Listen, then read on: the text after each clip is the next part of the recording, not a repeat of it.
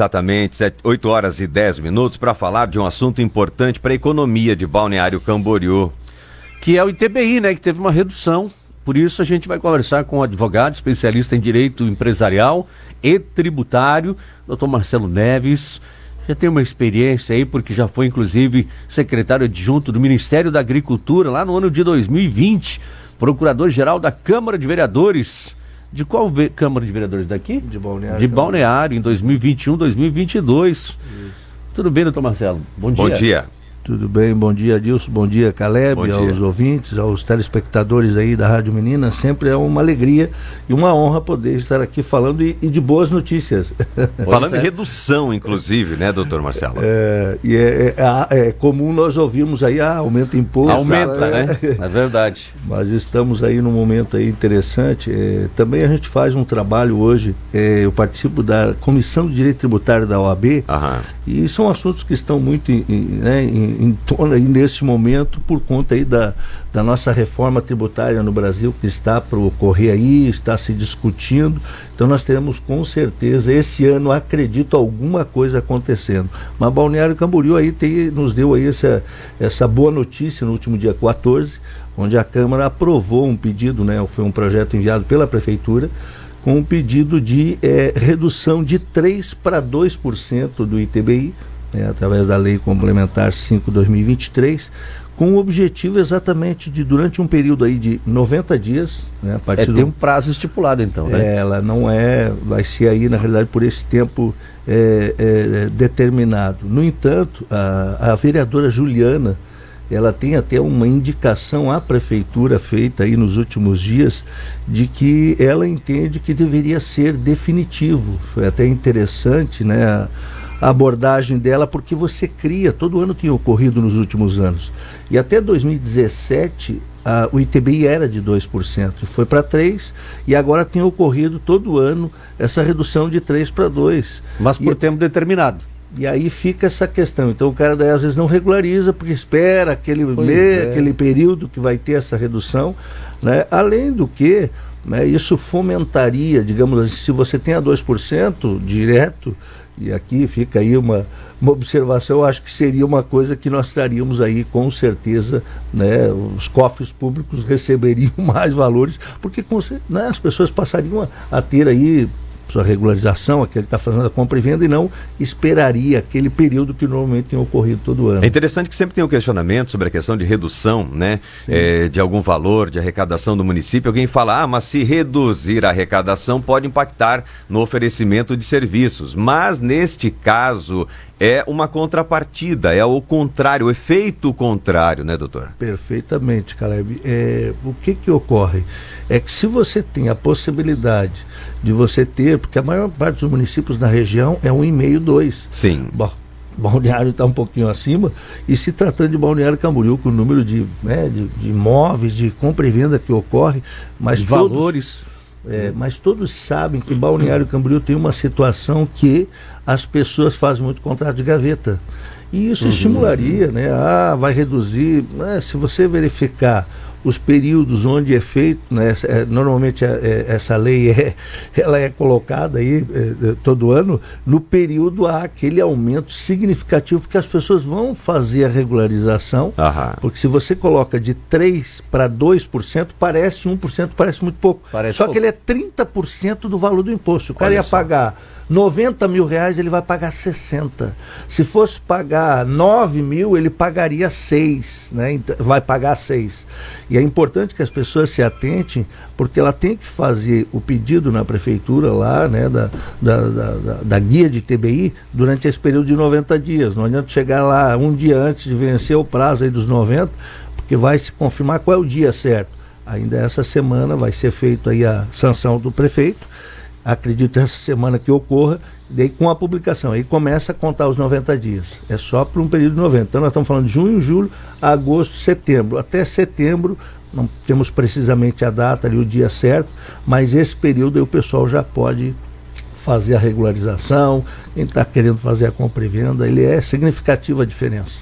Realmente, então fica a dica, né, para as pessoas ficarem atentas com relação a essa diminuição depois da sanção do prefeito, E também fica a dica, principalmente que o doutor Marcelo falou, da indicação da vereadora, para que defina, né, que possa, quem sabe, acatar uma sugestão da Câmara, né, porque é o prefeito que decide isso, né, através da indicação de deixar 2%, né, para estimular mais ainda.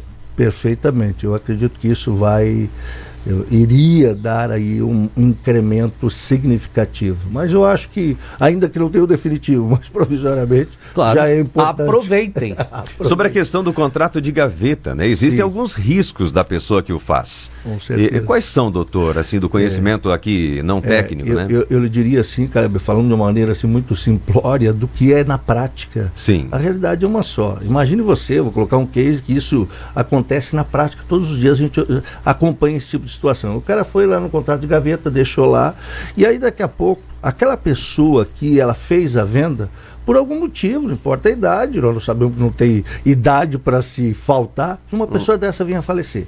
Imagine você que o imóvel está no nome dela, aquele imóvel ele vai ser obrigado por lei a ir para o inventário dela, e lá no meio do inventário, aquele que comprou vai ter que provar em juízo que o imóvel era dele, e quando muitas das vezes que na realidade o herdeiro lá disse, não, nós vamos discutir, você não nem sabia que o pai tinha vendido, né?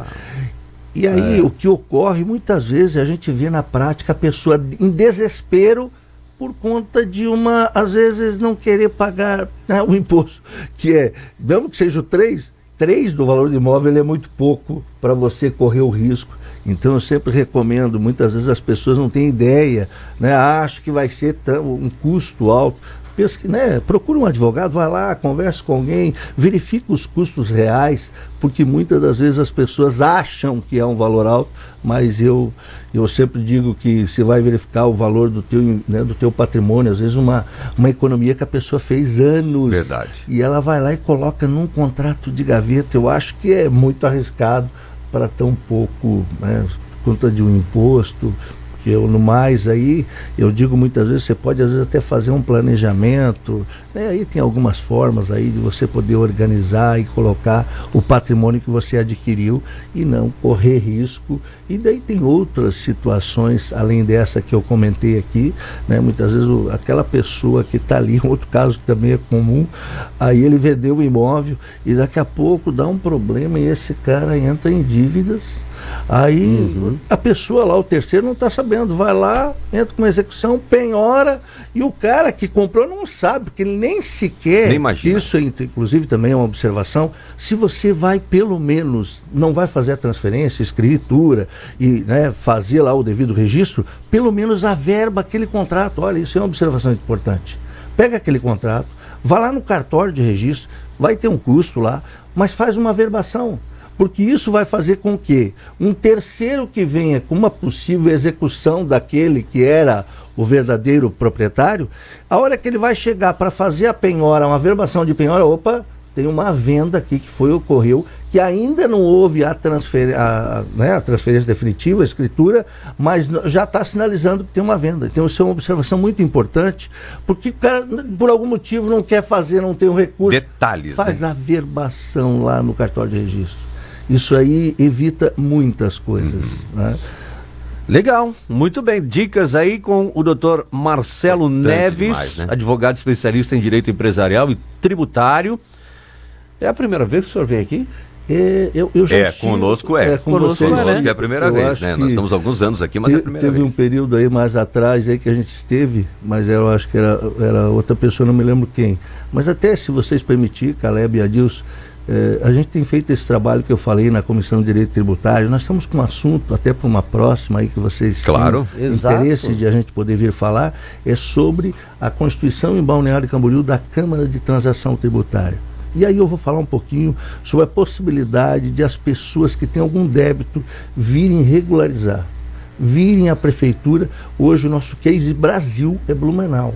Blumenau hoje constituiu uma Câmara de Transação onde tem lá algumas pessoas que estão aguardando o contribuinte para sentar para negociar. Para resolver as coisas. O cara tem as dívidas, tem os seus problemas e muitas vezes o que o ente público tem que fazer? Sentar para conversar, negociar, porque que no passado não havia isso da área pública, mas depois da pandemia muita coisa pegou mudou. E eles começaram a perceber, só assim, a título de dados aí, Balneário Camboriú tem mais de 55 mil ações de execuções fiscais. Nossa. 55 mil.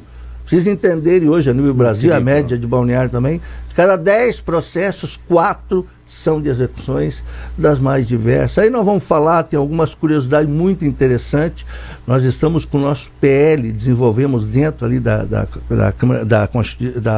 Comissão de Direito Tributário da OAB, junto com os colegas e alguns, né, o pessoal da própria Secretaria da Fazenda, a juíza da execução fiscal hoje aqui, nós temos ali um PL pronto para a Constituição da Câmara aqui e levaremos para discussão e audiência pública na Câmara de Vereadores e depois buscando, obviamente, junto aos vereadores a aprovação, e isso vai ser algo inédito, muito interessante. Boa, muito boa. Para a próxima marcar. a gente vai marcar. Vamos marcar já. Obrigado, doutor. Um abraço. Obrigado, Um abraço, doutor Adilson. Marcelo Neves.